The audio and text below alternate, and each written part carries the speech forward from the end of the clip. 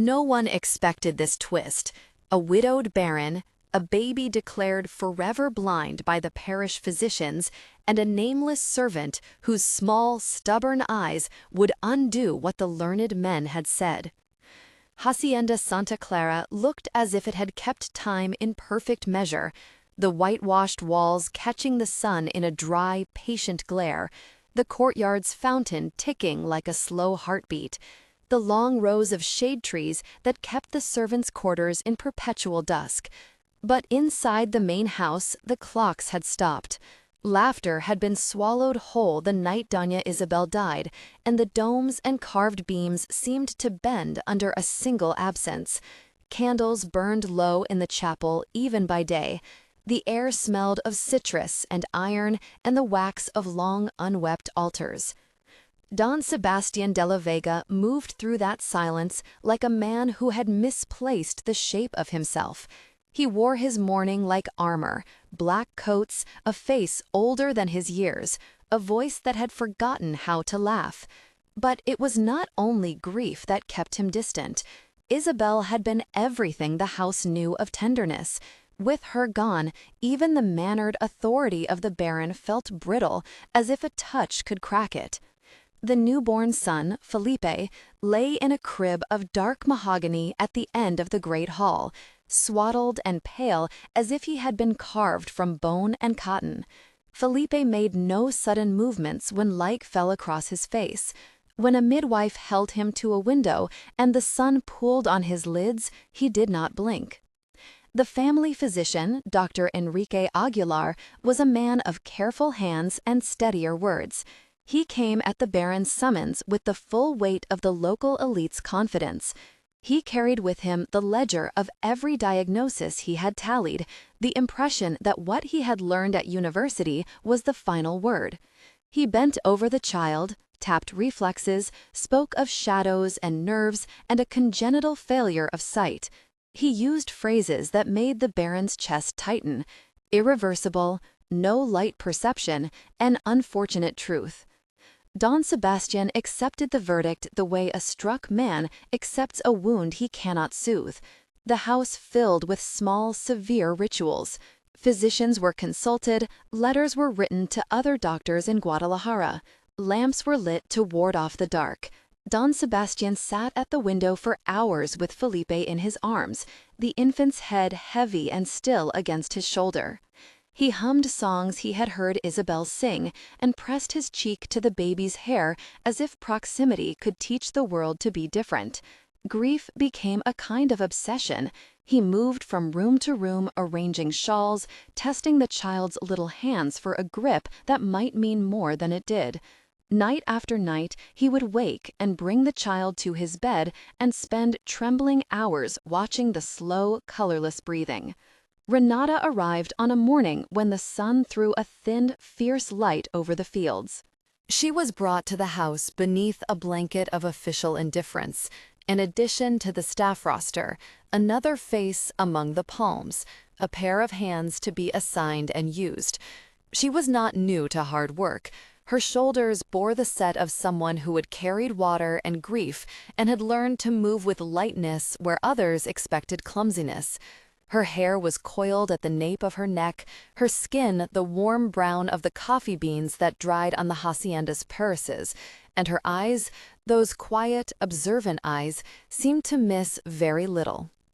There is a cruelty in being visible only for what you can do. For weeks, Renata's presence was a practical answer to need. She soothed the house dogs, straightened the priest's vestments, wiped the salt from plates left untouched by mourners. Yet even the tasks that made her name a whisper across rooms carried with them a small dignity, a song hummed low as her palms worked, a careful fold where others would crumple. She had learned, in the place she had come from, to listen to things that spoke without words. The way an old woman's breath stuttered before death, the particular pattern a sick child's skin made when fever touched bone, the way a newborn answered to a mother's scent. That knowledge lived in her like a memory you could consult like a hand on a table. Don Joaquin, the mayordomo, assigned her to Felipe's care not out of any charitable intuition, but because the house demanded more hands. He had known Renata only as a tool, useful, manageable, yet he could not deny how gently she took to the child. Renata did not come with grand theories. She came with small experiments. She counted the infant's breaths as if measuring a tide. She watched the way his mouth shaped itself against spoon or nipple. She laid a hand by his cheek and felt the faint heat of life. Her first weeks at the baby's side were composed of attentions so modest they could be mistaken for custom. She changed his swaddles louder than necessary, let the cool of linen brush his forehead, hummed a low melody that belonged to the place she had been taken from, a lullaby half in Spanish, half in a tongue that no one in the house could name. The lullaby had a pattern of descending notes, a pebble dropped into still water that made the infant turn his head by degrees. It made no sense to anyone why Felipe, who did not blink at light, would nevertheless follow the music. The midwives shook their heads and called it a reflex. The physicians wrote it down as anecdote. Renata watched more than she told. She learned the child's pattern of waking and sleeping, the exact way his fingers clenched in the presence of breath, the way a drop of water on his lip brought a motion like a beginning. At night, she sat by the crib and watched dust move through shafts of sun, the way the rays caught in the baby's lashes, and she found herself tracing a thought against the grain of what the doctors had declared. Not blindness, she considered, but a covering, thin, almost like the skin on a pot of cooling milk. She had seen such coverings before, in the eyes of animals, and one old aunt whose eyelids had been sealed with tissue. In her village, there were women who could name these things with a single gesture, who could, usually, she would think, find the edge. But Renata was owned. Her observations were not bills that carried the weight of authority. When she brought her notes to Don Joaquin, he listened politely, the way a man listens to an insect, mild interest, more to lubricate his conscience than to be moved. "You speak like a woman who has seen much," he said, softening something in his voice, but his hands remained folded. The house had its laws, and a servant's sight was subordinate to the master's ledger. There was a moment, small and precise, when the impossible seemed permitted. One afternoon, months into Felipe's somber infancy, Don Sebastián fell into a restless sleep in the high-backed chair by the window. The house was asleep, but not quiet. Somewhere the stable boys laughed in a rough chorus, a cart creaked, the distant river threw itself against stones. The midwife had gone to her own chores, Dr. Enrique had ridden out to see a patient, and the house felt like a vessel adrift. Renata approached the crib and, for the first time, allowed herself an action that in another house might have been treated as theft. She reached for a candle. She had learned the Baron's routines. He did not like strangers' hands on his son's face. But grief softened some people, and grief made the rules porous. Renata balanced the candle on the edge of the crib, cupped her other hand as a shade, and steered the thin flame to a gaze that had never reflected light back. The flame threw the infant's lashes into sharp maps and shone on the surface of his eyes.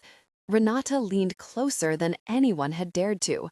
She was not seeking spectacle. She wanted a detail you could hold between two fingers and weigh. What she saw was a thin veil, a faint, pale film that sat over the pupil like the skin of a still pond. It moved minutely when the light shifted. It had been there for a long time, collecting dust and the opinions of men. Renata's breath caught. She traced, with the gentlest of touches, the edge between membrane and eye. The baby did not flinch. There were tears in the corner of his lids, a moisture that suggested life behind the barrier. Her fingers trembled with that particular fear and hope that accompany any secret discovery. She swallowed it down and took the child to the small basin in the servant's wing. There she washed his face, feeling the warmth and the soft resistance of the membrane. and she hummed that same lullaby, letting the resonant cadence be a measure for the nerve in her palm. Half a yard across the courtyard, some men were playing cards. The house's sounds were ordinary and urgent. Renata rinsed the cloth, brought it back, and smoothed the film as if she could coax it into recognition. When she told Don Joaquin, he frowned. "If the doctors are wrong," he said, translating caution into policy, "it is still their decision how to speak to the master." But Renata's insistence had the particular honesty of someone who had nothing left to lose but the truth she carried in her hands. "There is something covering the eye," she said. "Not darkness, it is a skin. It can be opened." Dr. Enrique's face was a map of polite thresholds. He listened to Renata on the terrace, the paper of his reputation concerned by the simplicity of a servant's claim. He placed a hand on the baby's brow out of habit and spoke with the authority of a man whose training had taught him how to categorize sorrow into treatable parts. "Congenital blindness takes many forms," he said. "I have seen cases where the eyes do not perceive light at all. We must be careful with hope. False hope is cruel." Renata's hands tightened on the hem of her skirt. "I do not ask you to hope," she replied. Her voice was low enough that the dogs did not raise their heads. "I ask you only to look without the hurry to speak for it." There was a momentary hush, the kind that falls when the house senses a fault line. Don Sebastián, who had been pacing the corridor with Felipe in his arms, set the baby down as if the child weighed more than he had, and crossed to stand between the two figures. He looked at Renata with a flatness that had become familiar to those who knew him. Grief had honed a certain clinical distance. "You are certain?" he asked. Renata met his gaze. She was small against the house's formality, but she did not lower her eyes. "Yes," she said, "I can see the membrane. I have touched it. It does not seem to be part of what is behind. It feels like something that should be very gently removed." The household's rules trembled like a paper in wind. The notion that a servant could name a condition that had eluded the trained hands of men who held the town's esteem felt like a blasphemy against the order they had all agreed to live in. Yet the Baron, who had been practicing grief like a profession, felt something else, an ember of curiosity or perhaps desperation. He could not tell which he preferred. Dr. Enrique's jaw tightened. He asked with a tone meant to seal the conversation, "By what means would you propose?" "Not by means, doctor," Renata interrupted, and none of them had heard that formation of words used by a woman of her station. "By caution, by a careful hand, by a surgeon who knows how to see what others call impossible." That suggestion landed like an accusation. There was an unspoken hierarchy of who could ask for things and who could suggest them. Renata had crossed a border. Dr. Enrique's reply was clinical, but there was something brittle in it. "There is no guarantee," he said.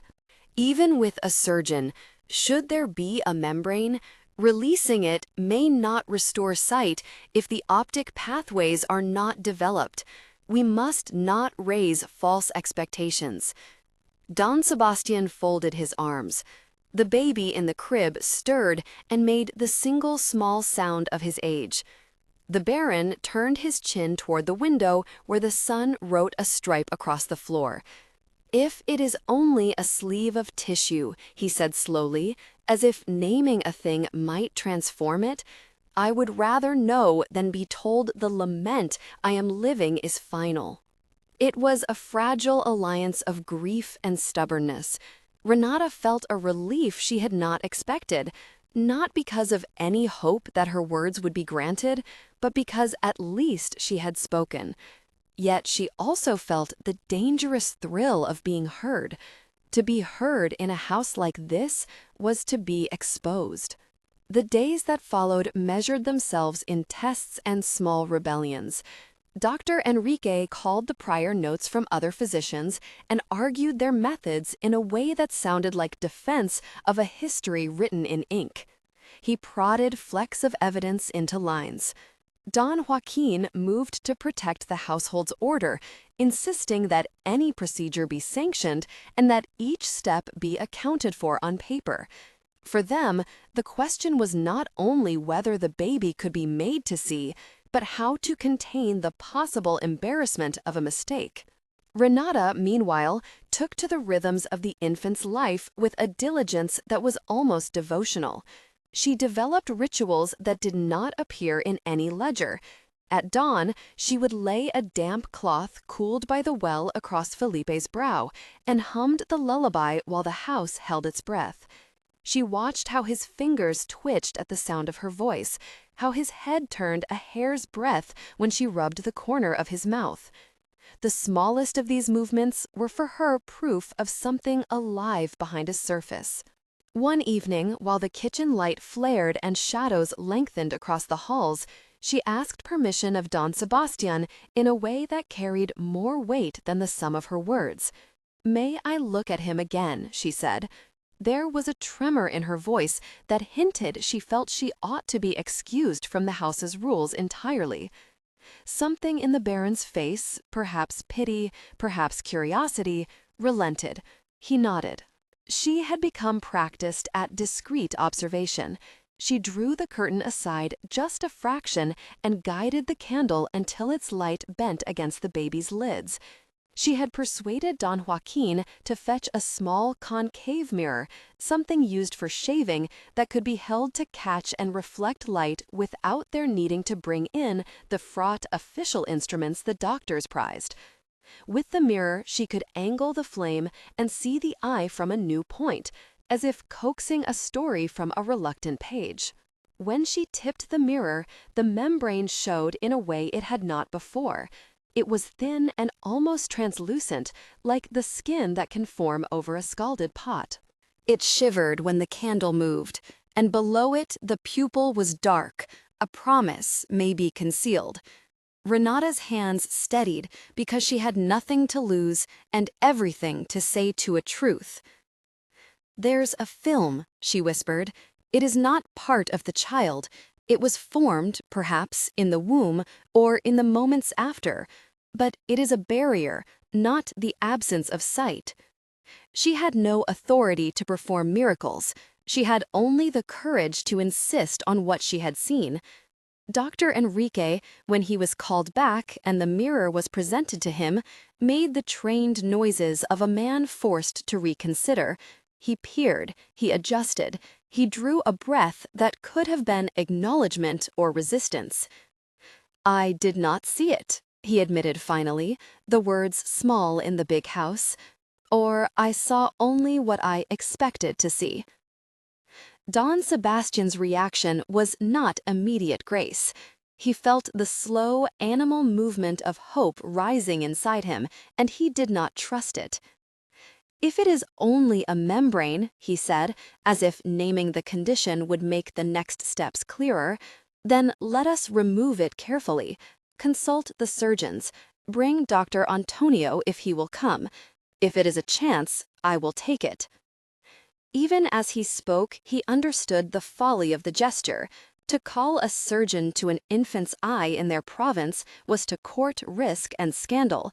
It meant exposing the private sorrow of his household to the judgment of men who would read everything in the wrong light. Yet grief can make people reckless in ways that look like courage. Don Sebastián found himself willing to risk the house's reputation in exchange for a possibility that his son might one day look up and know him fully. The household shuddered with the news. Letters were dispatched, a brief formal missive to the city asking for a surgeon of sufficient skill, a messenger routed with haste down the dusty road. The staff whispered in corners, some with hope, others with calculation.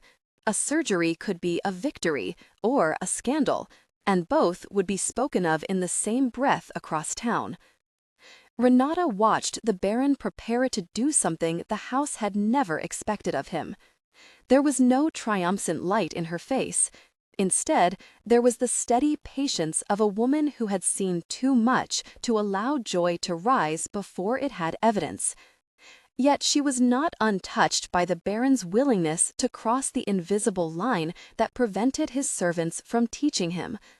It was a kind of reparation, imperfect but not insignificant. There were nights when she sat by the crib and hums the lullaby until the tune became a thread in her own chest. She thought of the old women in the place she had come from, how they cupped their hands and examined things the doctors might deem unworthy, and she wondered how those women's knowledge would be heard in a house like Santa Clara. She also thought of the violence of the world that had made her, the way ownership could strike like a blunt instrument and make a human life into property to be moved on a ledger. The household shuddered with the news. Letters were dispatched, a brief, formal missive to the city asking for a surgeon of sufficient skill, a messenger routed with haste down the dusty road. The staff whispered in corners, some with hope, others with calculation. A surgery could be a victory or a scandal, and both would be spoken of in the same breath across town. Renata watched the Baron prepare to do something the house had never expected of him. There was no triumphant light in her face. Instead, there was the steady patience of a woman who had seen too much to allow joy to rise before it had evidence. Yet she was not untouched by the Baron's willingness to cross the invisible line that prevented his servants from teaching him.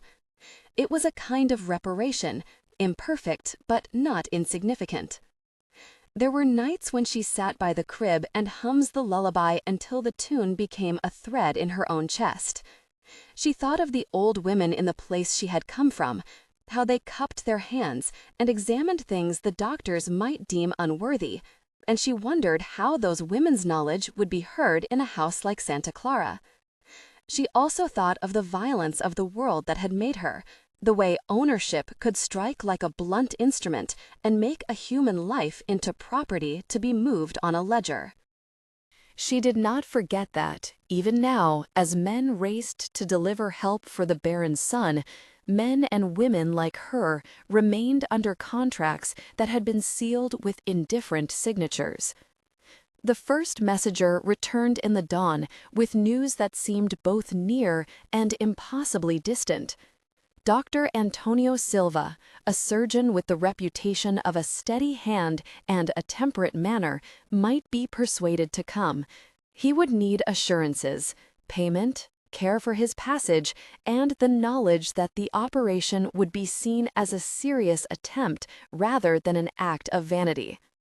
Calling a surgeon was not simply a medical decision, it was a social signal. It meant that a man of Don Sebastian's standing was prepared to risk public humiliation for a private hope. In a house where the world watched the master as much as he watched it, such a step flicked like a small, dangerous flame. There was a private altercation the morning the messenger arrived. Dr. Enrique, who equated caution with competence, accused the Baron of vanity. "A man of your station could bring any surgeon, Signor," he said sharply, "but this is to indulge sentiment over reason." Don Sebastian's reply had the sort of ferocity that belongs to men who have been hollowed out by sorrow. "If you had been willing to look as I ask," he answered, "perhaps we would not be arguing now. Felipe is my son. I will not accept finality until every question has been asked." The argument cracked open lines of allegiance. The household placed bets, quiet ones, on what the outcome would be. For the servants, it was a strange, almost taboo hope, the master moving past the codes that kept them small. For Renata, it was the beginning of an excavation she had not anticipated. She had spoken, someone had heard, but to have been heard and then to have the world decide what your truth is, that was another test entirely.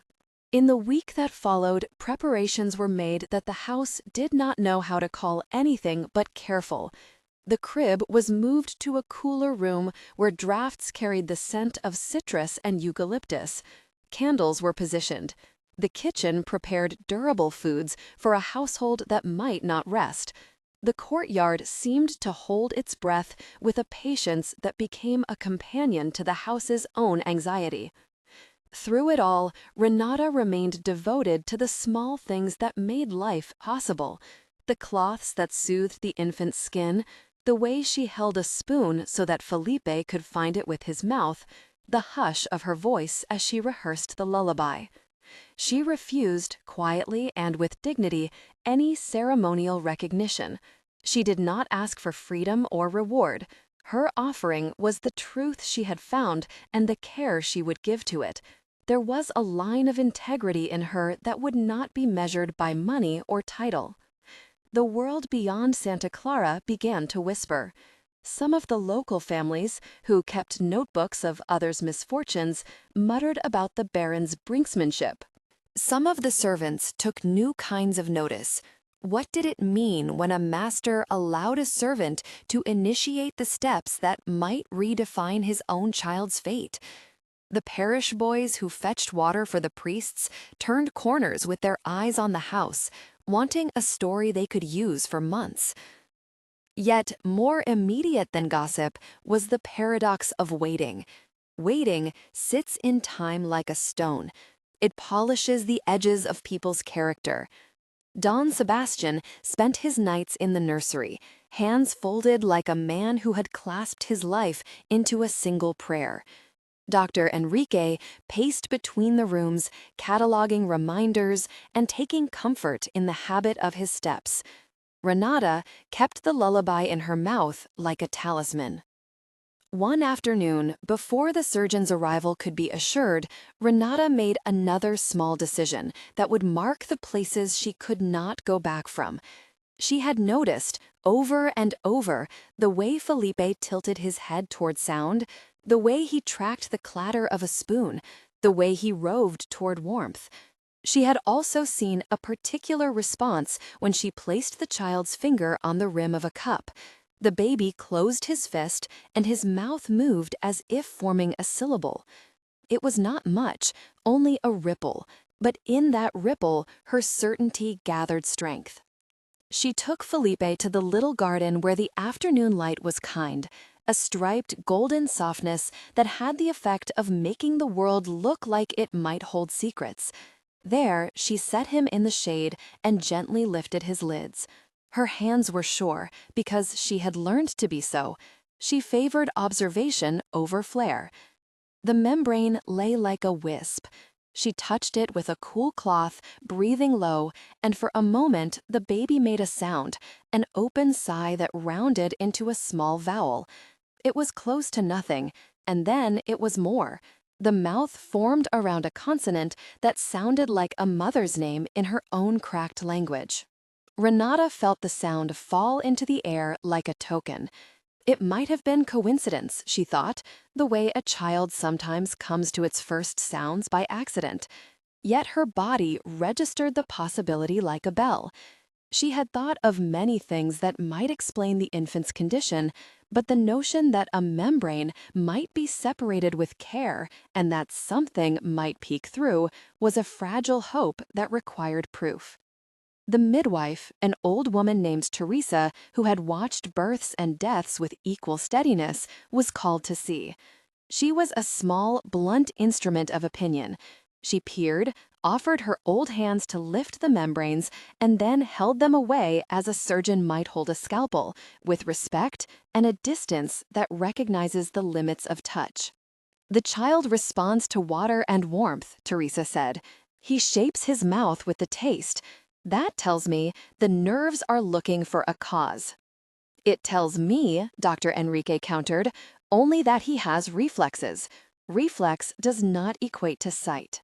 Renata stood by and watched the exchange of words like a spectator at a trial.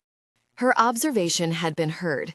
Now the men would make of it what their dizzying need for authority allowed them to. The house's rules were doing their work.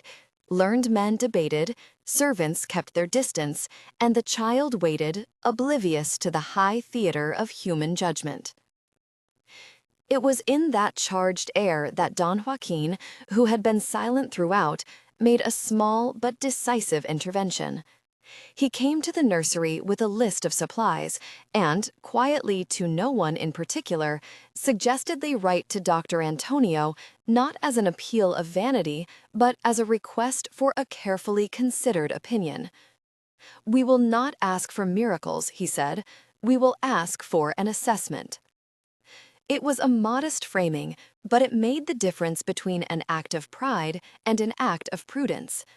Don Sebastián agreed. He would not publicly flaunt the house or subject it to ridicule.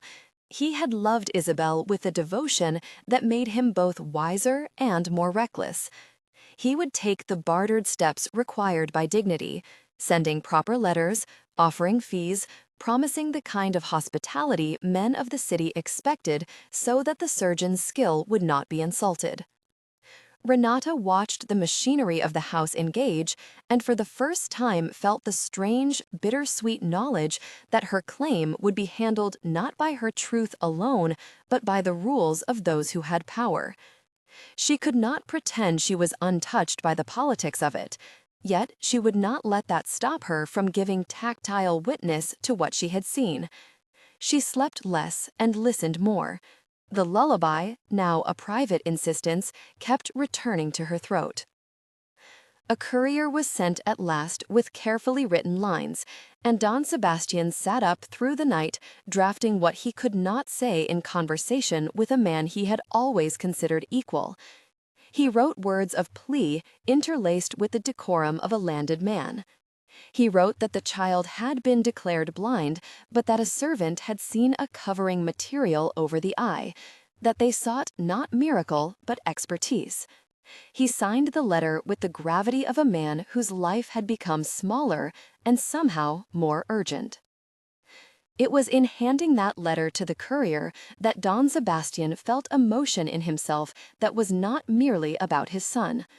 It was about the house and what it might become. If Felipe saw, the world he would enter would be one in which certain truths shifted. If Felipe did not see, they would carry on as they had. Both futures were heavy. Renata, when she learned the courier had left, did not allow herself the full relief of hope. Instead, she returned to the basics: bath, food, lullaby. She measured each of Felipe's responses like a tally. In those small measures, there was the business of waiting, which is an art in itself.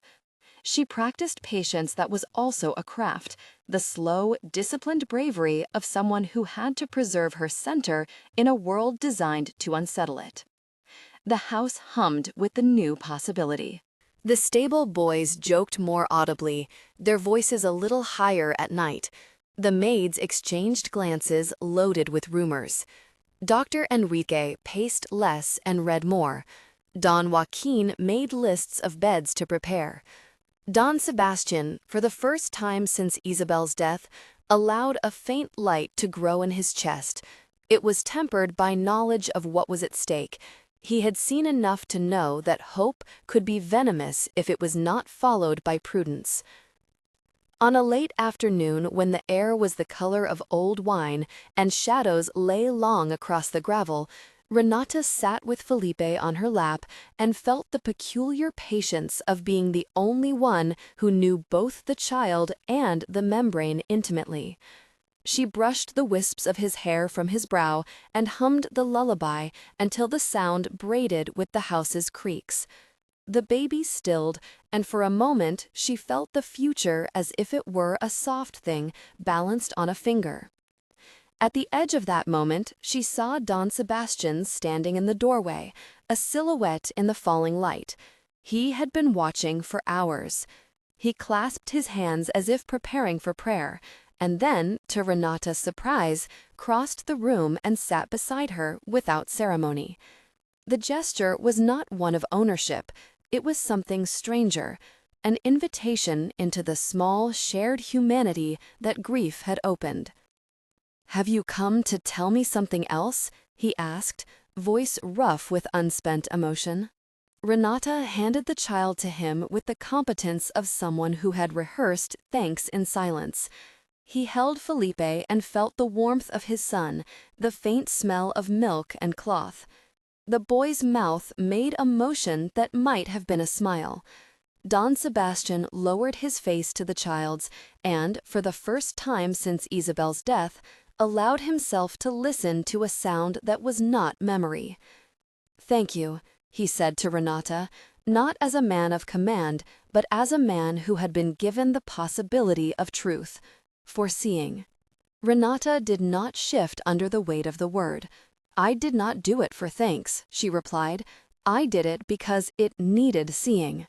They sat in that uneasy concord for a time, a silence that was not empty, but full of things that could not yet be named. Outside, the first stars began to show themselves, like curious witnesses. If anything in Santa Clara had the power to change a house, it was this fragile alliance, a baron willing to use his station to pursue an uncertain remedy, a servant daring to speak where silence had been expected. The courier would ride, the letters would travel, and men would come and bring with them the sharp instruments of possibility and risk. The air tightened with expectation. Renata hummed the lullaby one last time as the light slipped away. She looked at Felipe with the careful, devout attention of someone who had learned to read signs no one else would take the time to see. The membrane glimmered faintly in the candlelight, a pale skin over a dark secret. Renata watched him as he approached, his boots, his coat, the way his eyes swept the courtyard, and then softened when they took in the infant and his mother's, no, in the house's care. There were words exchanged, questions asked, hands extended in formalities that disguised the trembling under all of it. Yet, amid the civilities, the surgeon did something that no one had thought to do. He asked Renata to describe what she had seen. Not to the doctor, not to the ledger, but to him, the man who had the skill to decide whether to try. Her voice was steady when she spoke. She told him of the film, of the way the child reacted to sound, of the fussing he did when the cloths were too rough. The surgeon listened with the attention of someone who understood that the testimony of care can be as valuable as the charts of education. He took off his hat and held it in both hands as if to preserve the sincerity of the words he had been given. "If what you say is true," he said finally, "then there may be hope." He did not promise anything. His manner was too practiced in the ways of risk to allow for false comfort. He asked to see the eye close, to observe the membrane at a closer angle. He also asked questions that betrayed his training. Had the child experienced infections? Were there any signs of illness in the mother prior to birth? Had the midwives noted anything unusual at delivery? Each question was a probe into a past that could alter the future. Renata answered as best she could, not as a physician, but as a keeper of small truths. Her words fit into the surgeon's queries like pieces of a puzzle, neither conclusive nor dismissive. The surgeon's face, which at first had been composed, folded as he weighed the data. There was a light of recognition, not awe, but calculation. "Bring him to the light," he said. The nursery's window was opened wider, the sun allowed to spill in like an arrival. The surgeon placed a gloved hand near the membrane and peered through his small loop, a less intrusive instrument than the scalpel he carried in his pack. He held the infant gently, his fingers practiced in the balance between small anatomy and the weight of life. For a suspended second, he saw what Renata had seen, a thin film across the dark pupil. He did not exclaim. He lowered his eyes and drew breath with a careful, private gravity.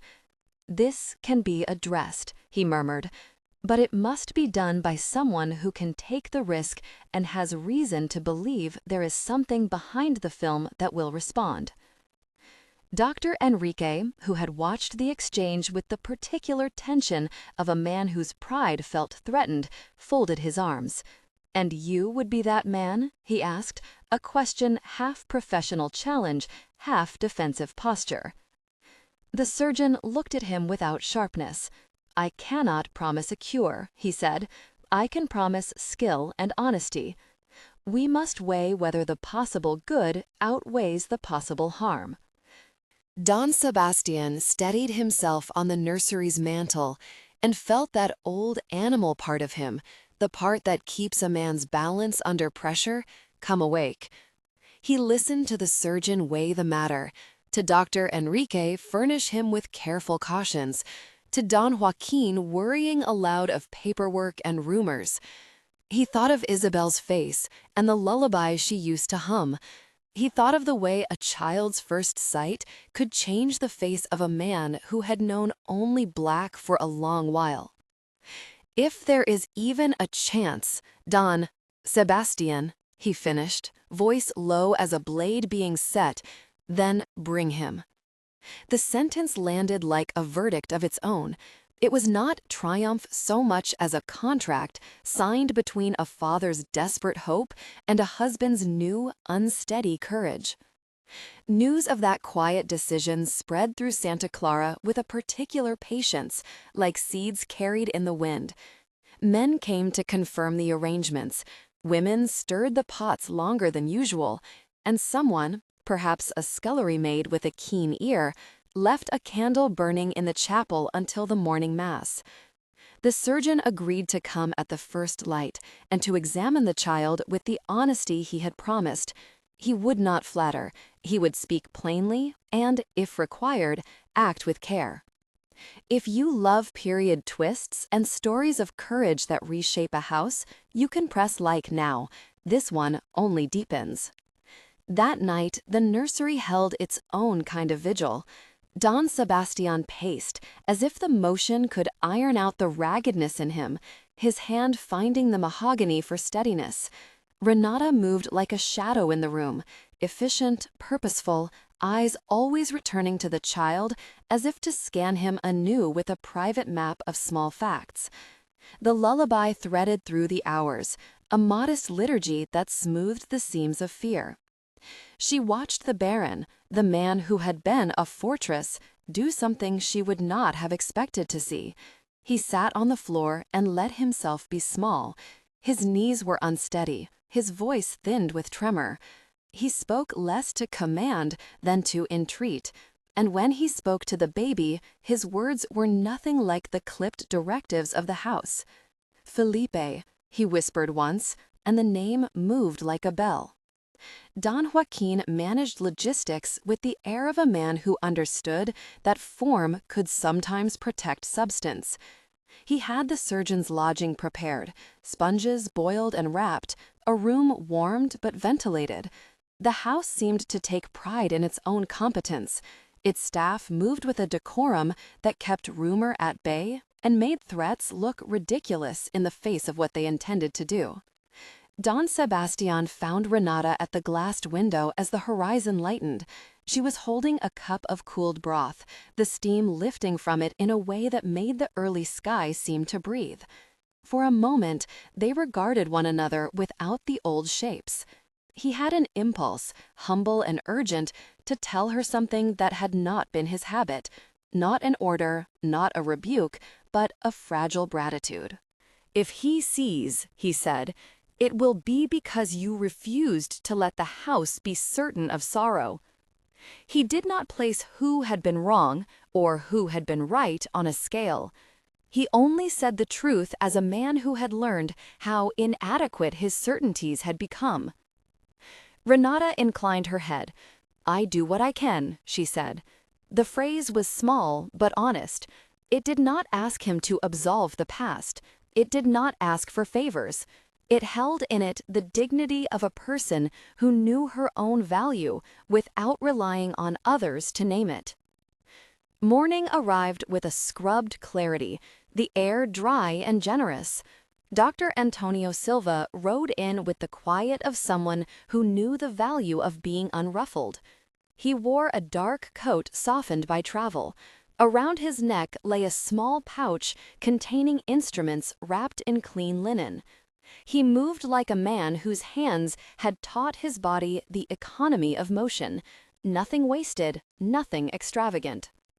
He did not linger in small talk. After the introductions, after the brief exchange of formalities that made the distance between healer and household manageable, he asked to see the child. He listened when Renata described her observations. She spoke plainly and without longing, giving details like a mapmaker who marked the topography of things for the use of another. He knelt beside the crib and took Felipe into a posture that suggested steadiness and respect. He peered, adjusted the small loop he carried, and in the hush gave them the verdict that no one wanted to hear loud, but that everyone needed to know. "There is a membrane," he said, "and it is not native to the pupil's intended function. It is thin and seems to have formed either in utero or shortly after birth. There is reason to believe that if the rest of the eye and the pathways to the brain are intact, removing it may allow perception of light, but I cannot promise the restoration of sight." The surgeon's language moved like a net, cautious, practical, cruelly honest. Dr. Enrique pressed his hands together with the posture of a man who felt his world contract. "And the risk?" he asked. "Infant eyes." "Any intervention carries risk," answered Dr. Antonio. "There is the possibility of infection, of scarring that could worsen the condition, of nothing gained even after a careful procedure. These are not unknowns to be flouted. They are reasons to be meticulous." This was not language that comforted. It rang instead with the clean tolling of truth. The house felt it like cold water poured over a fever. It steadied some pulses and jolted others. Don Sebastián accepted the surgeon's insistence with a face that mixed resolution and old grief. "Do it," he said. "Arrange whatever you need." Preparation for the operation filled the next hours with a peculiar calm. The nursery was scrubbed and the sheets were changed. Blankets were folded to be kept warm but not heated. Don Joaquin had the kitchen make bland food for the household, the kind of fare that prevents sudden stomach complaints and minimizes risk. Men unaccustomed to being in the surgeon's presence found their manners adjusted, speaking in quieter voices as if silence could guard fate.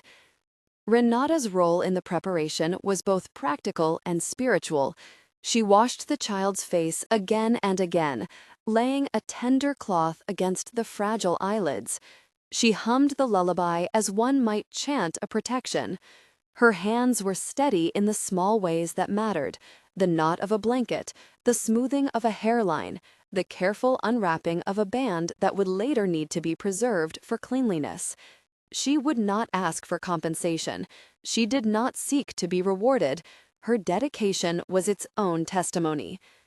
That evening, Dr. Antonio requested a small private meeting with Don Sebastián and with Renata.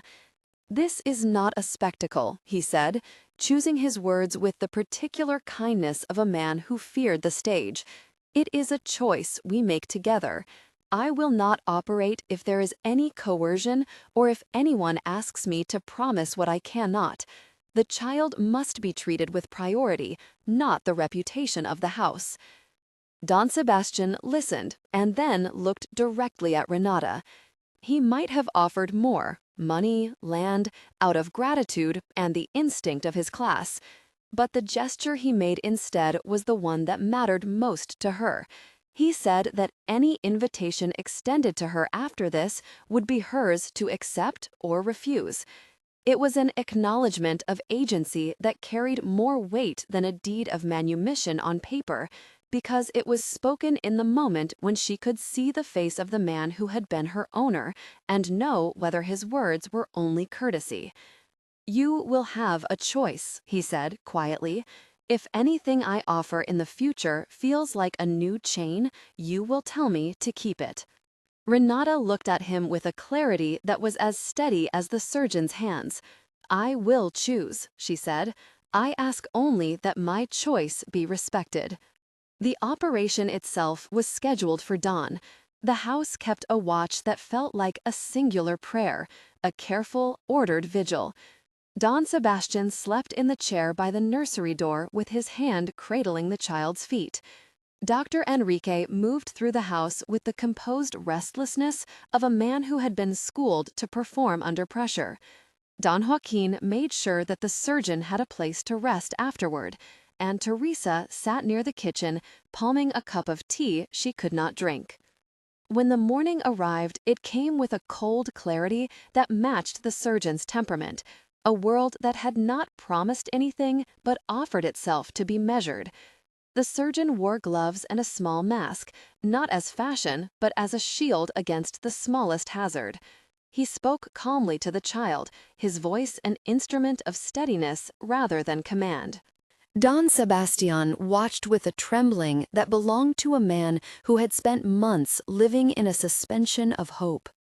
Renata held the child in the surgeon's hands when it was necessary, steadying him with a certainty people sometimes call maternal, but is simply the knowledge of how to make another feel secure. The operation room was not a stage. It was a simple room with sunlight and linens and hands that knew how to be careful. The instruments were bare and few, a necessary violence reduced to what could not be avoided. No dramatics, no fanfare. The surgeon did what he had to do, his mind governed by the single rule that the child's welfare mattered above all. What followed were hours that the house could not measure in clocks. Time became the space between breaths, the small intervals that separate grief from relief. Don Sebastián paced like a man trying to iron out some impossible wrinkle in his life. Renata sat near the door, hands folded, humming the lullaby in a tone so soft it might have been the memory of the room itself. Teresa kept her vigil with the blunt courage of women who have attended births and funerals and know the length of waiting. Dr. Enrique retreated into the library and read. It was a refuge for him, not to escape, but to prepare himself for a verdict he both feared and needed. He had watched the process of being wrong begin in quiet ways. A mirror shone at the right angle, a servant's keen eye catching what a ledger could not. That possibility bruised his pride and invited him to consider the way knowledge can become a prison when held too tightly.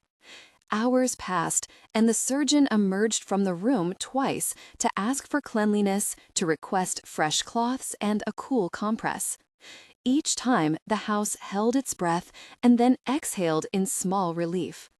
At last, Dr. Antonio lifted his head and came under the doorway, his face composed in the way of a man who has seen consequence and chosen the path that risks life for a chance at wholeness. It went as well as one could reasonably ask, he said. His words were careful. There was a membrane. It has been removed. We have done our best to minimize trauma and to prevent infection. He must be kept clean and warm. The true test will come when we remove the bandages. There is reason to hope, but I will not promise sight. Don Sebastián let the words land like a blessing. He was not a man of many tears in public, but in the privacy of the nursery, he allowed himself to weep with an audibility that startled no one who had suffered such long holding of emotion. He touched the child's bandaged face and felt the rise of the ribs and the steady warmth of life. For the first time in months, it seemed the house might relearn how to breathe. They kept vigil through another day and a night. The surgeon prescribed cleanliness and soft handling. Antibiotics, as known in that era's terms, substances and dressings, were applied with the best knowledge of the time. The bandages remained in place, silent promises coiled in linen. Fever might come, infection might infect hope. These were facts they had to face. The household rotated in its attentions, not out of ceremony, but necessity. Renata slept in a small chair beside the crib, her hair loosened from the knot at the nape of her neck, the lullaby always at her lips. On the morning Dr. Antonio suggested the dressings be removed, the nursery's air filled as if with the faint tremor of an unseen string being plucked. No one in the house pretended to calm. They simply prepared. The surgeon moved like someone who has handled fragile things all his life, quietly, reverently. He worked with the assistance of Teresa and the surgeon's own apprentices, taking the bandage away as if unwrapping a tenuous gift. There was a collective intake of breath. The world seemed, for a moment, to have retreated its noise. Dr. Enrique leaned against the doorframe with a set jaw. Don Joaquin stood with a hand folded over his mouth, eyes bright with restrained fear. Don Sebastián stooped and brought his face close to the child's, as if by proximity he might catch sight of what had not been there before. Renata placed her fingers near Felipe's cheek, an anchor. The bandage came off in gentle layers. The surgeon moved with the economy of someone who had long admired the miracle of the human eye without calling it supernatural. He checked the whiteness of the sclera, the clear moon of a healthy cornea, then he looked for the response to light. At first, there was only the slow, careful blinking that might belong to a child awakening from a deep sleep. Then, as a shaft of sunlight angled through the window and struck the child's face, something gentle happened. The pupils contracted, and Felipe's lids narrowed, focusing on the warmth. It was a motion of reflex, small and mechanical at first, but then warmth seemed to transform into curiosity. The infant's head turned slightly, as if following a sound or the feel of breath. And then, a moment so delicate it felt like a secret spoken aloud. The baby's eyes blinked and opened wide. Sunlight touched dark irises that had seen nothing, and the infant's pupils adjusted. A small smile, as shy as a first day of spring, trembled at the corners of Felipe's mouth. He looked. He did not catalogue faces or names, but there was a recognition in the way his eyes lingered on shapes, on the curve of Don Sebastián's hand, on the brown of Renata's skin where it rose through her sleeve. Felipe's gaze settled finally on Renata, perhaps drawn by the contour of the lullaby in her face, perhaps by the habit his life had made. His mouth formed a sound, a rounded vowel, and then a consonant joined it that fit a syllable Renata had hummed more than she had spoken. It was not the word of legal motherhood as society held it. It was not the baronial madre that would sit heavy on papers. It was a child's first call, and in the strange light of the nursery, it fit Renata's name like a glove. The baby's lips tried and then repeated, and in the second utterance, the tiny, unmistakable syllable fell like a pebble hitting water. Mama. The room, small and exact, full of linens and the smell of boiled herbs, seemed to inhale and to exhale in the span of that sound. Don Sebastián felt something break in him that was not shame, but the shedding of something that had held him rigid for months. His throat closed.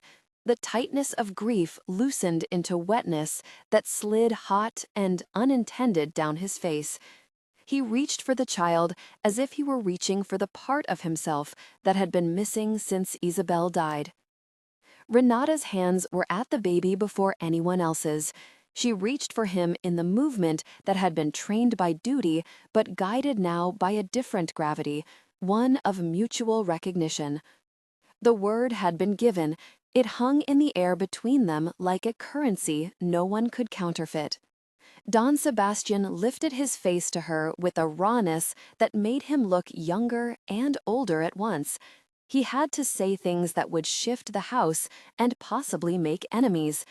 He had to name what he wanted to do with his gratitude, but gratitude, in a house like theirs, was entangled with power. Renata, he said, voice brittle with 100 small truths, this changes what I owe you. Her eyes, steady, met his. She did not soften automatically at the shape of his repentance. She knew the weight of promises spoken in panic or in relief. You owe me nothing, she said. I did what was right for the child. He held out a thing men of his station had once used as an answer. His offer, shaped by the language of class but softened by the truth that had come through the child. I will grant you your freedom, he said. If you wish it, I will make it official, and I would ask your hand in marriage, if you would allow it. The room accomplished an audible shift that could be called a gasp, but that was, in truth, a small rearrangement of the air. People took his words as if they were the falling of some altar cloth. Dr. Enrique's mouth tightened and then closed. Don Joaquin's face grew inscrutable. Teresa, who had seen many transactions mislabeled kindness, set her jaw. Renata's hands stood for a breath that was both a lifetime and a single-held note. She had been raised in a world that taught choice as a fantasy, not a practice. She had learned the music of self-possession in small bars, in how she held a cloth, in how she refused to be hurried by cheap praise. And now, in front of the whole household, she was offered both a legal liberty and a marriage, the two things often conflated in tales but distinct in consequence. Her answer had to protect herself and honor the child. It had to mark her agency clearly so that no one could later construe her consent as indebtedness. Her voice, when she spoke, was the surety of someone who had learned to parse gratitude from script. I will not accept freedom as a favor to be hidden, she said slowly. If you grant my freedom, it will be official and recorded. If you ask for my hand, it must be because you see me as an equal in the ways that matter, not because you feel you have made recompense for the past. I have taught this child with the care I had. I will decide how my life continues. There was no theatrical pause. There was only the hush of honest negotiation. Don Sebastián, who had made the offer in a surge of emotion, found himself meeting the terms of a mind that would not be bowed. I will sign a decree of manumission. It will be legal and public, he said. And I will ask you, Renata, to marry me not out of penance, but because I want the life you make with us. If you say no, I will accept that answer and do nothing else. Renata looked at Felipe, now dozing with the soft splay of an infant at ease, and at the faces around her, the house in its totality, its manner, its wounds. Then she looked at Don Sebastián and saw not only the man of property, but a man who had been opened by sorrow. Much of her life had been spent being careful with hopes. This was a rare moment to choose something larger than survival. I will accept freedom, she said, when it is written and proclaimed. As for marriage, give me time. I will not be hurried into binding what may not yet be ready to hold both of us. She had declined in part and accepted in part. The choice was hers. Don Sebastián did not press. He had expected, in his grief, perhaps gratitude to be quick and pliable. He found in Renata's answer a steadiness he had never learned from his class, an insistence that dignity cannot be purchased. The household reacted with the sort of rumor that can sprout both outrage and admiration. Some families in the region took the news as fodder. The man who married his former servant? What would their neighbors say? The parish priests murmured about propriety and the tangled web of social expectations. Letters flew into town, and in a few weeks, the house felt the weight of both condemnation and secret approbation. There were those who regarded Don Sebastián's offer as a foolish attempt to atone, and those who viewed it as a rare mercy. In some parlors, it became the topic of whispered sermons about the decline of old orders. In other kitchens, women who had once scrubbed floors for their masters lifted their heads and counted, perhaps for the first time, a future with possibilities they had not dared imagine. For Renata, who had been either invisible or a tool most of her life, the legal papers were a small mountain to climb.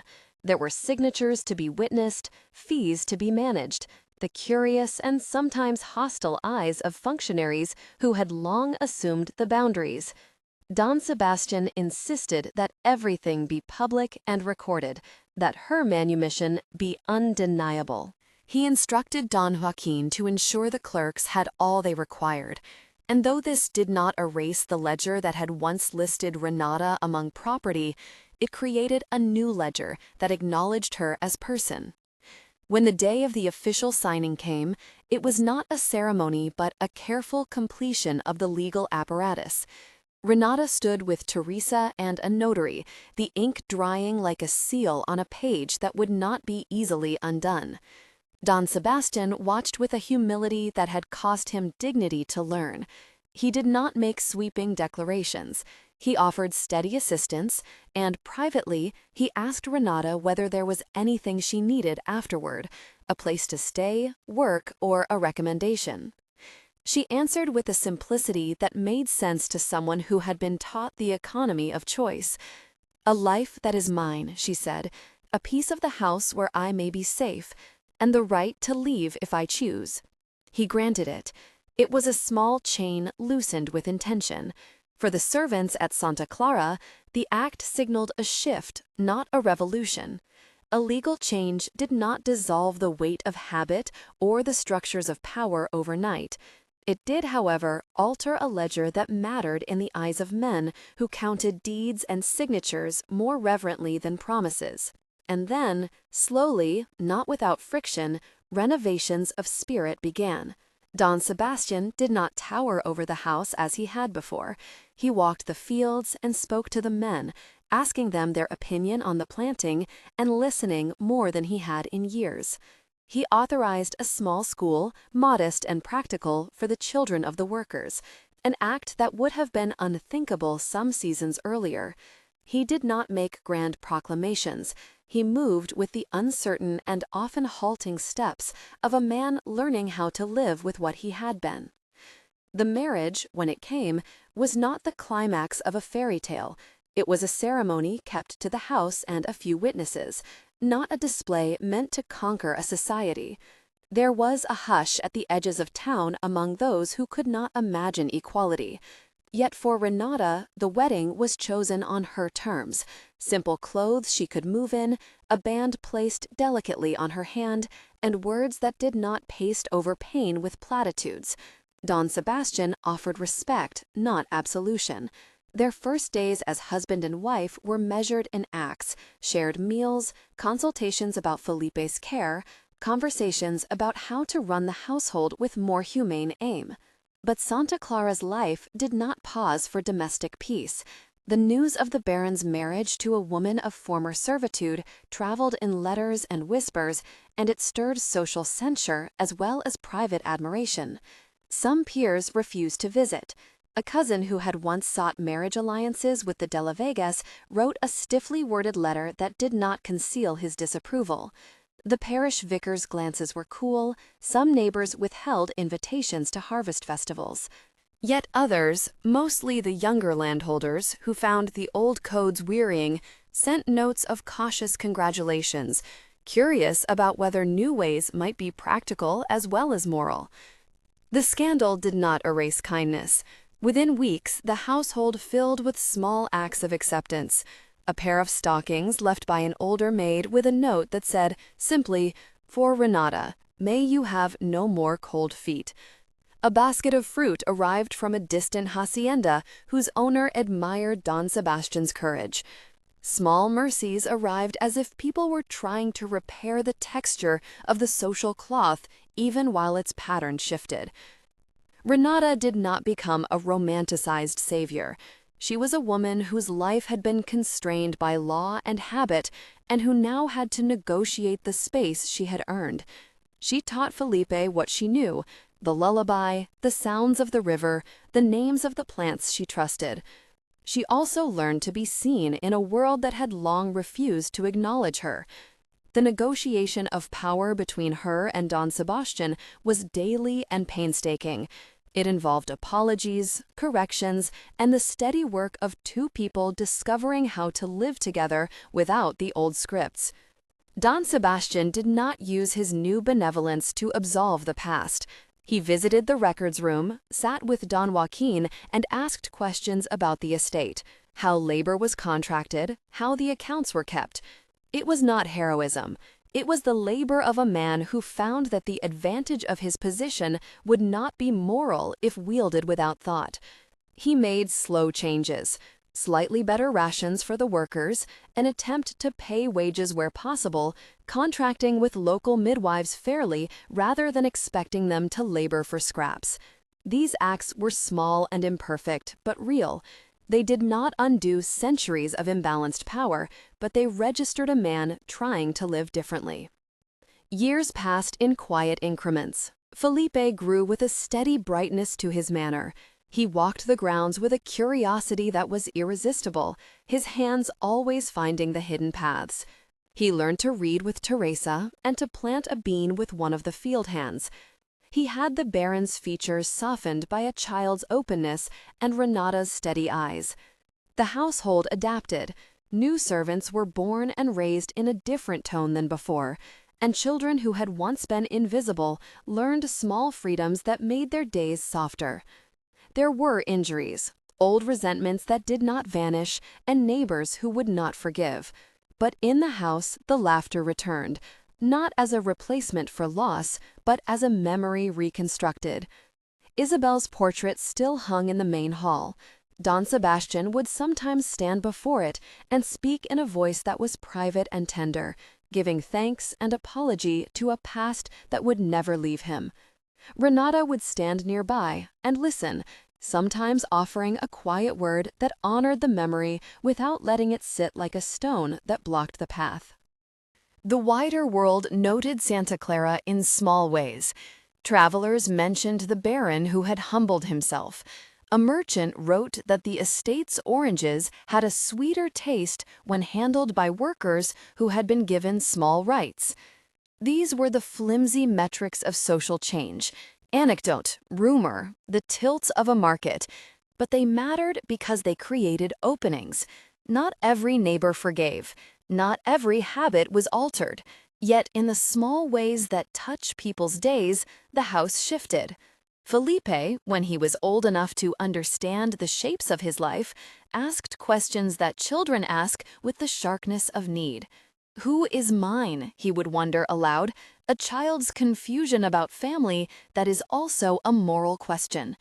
Don Sebastián and Renata answered him together as often as they could, with stories of bodies and names, with admissions of fallibility, with the steady patience of people who learned how to say, "I am sorry," and "I was wrong." They taught him that sight is not merely ocular, but ethical, that to see someone is to act as if the person has value. In time, people at Santa Clara learned how to do small acts of justice that were not theatrical. They improved the hours if possible, made sure that children had access to instruction, and tried to balance the scales of duty and compassion. These measures were not perfect legislation. They were human attempts at repair. Don Sebastián walked these efforts not to cleanse his name, but because the sight he had been given by his son and by Renata began to change what he could no longer pretend to ignore. Renata found more room to be herself than the house had once allowed. She taught the other women to tend small medicinal herbs, to weave patterns her grandmother had shown her, and to keep the lullaby alive in the nursery as a song of resilience rather than a secret. She did not become the center of all salutations. She remained a woman who knew the value of privacy and the strength of saying no. Her marriage was not a storybook one. It required negotiation and compromise.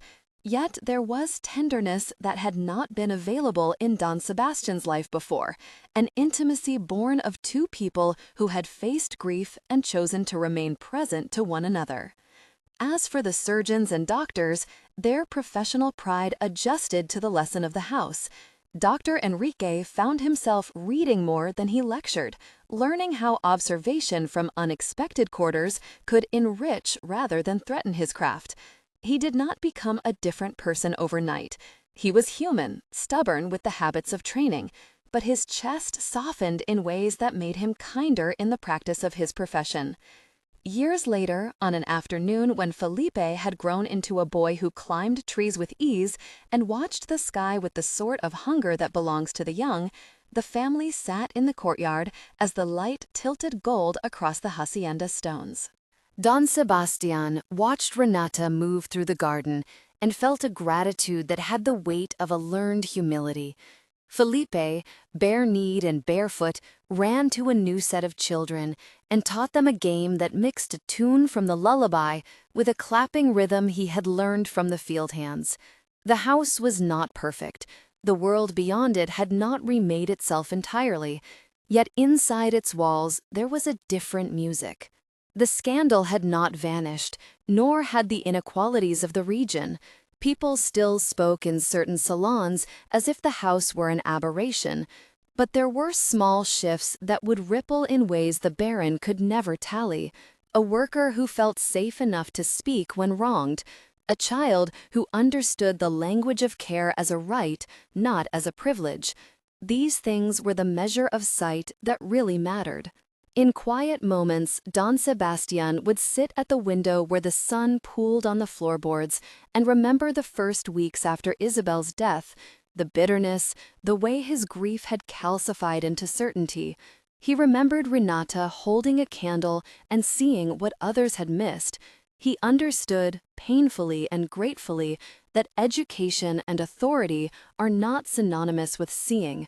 Sometimes the truth waits for someone who will take the risk to look. Renata, meanwhile, often walked the terraces at dusk and thought of the women who had taught her the lullaby and the healing touch of small cloths. She felt the pull of the past like a warmth rather than a chain. It was not erasure but continuity. She had been changed by Tristan's child, not because she had been given gifts beyond measure, but because, for once, her knowledge had been taken seriously, and because a choice had been offered to her on terms she set.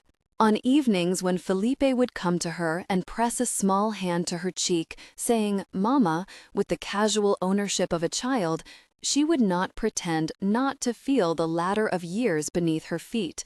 There was tenderness, of course, but also a recognition that the child belonged to both of them in different ways. One by blood and law, one by nurture and constancy.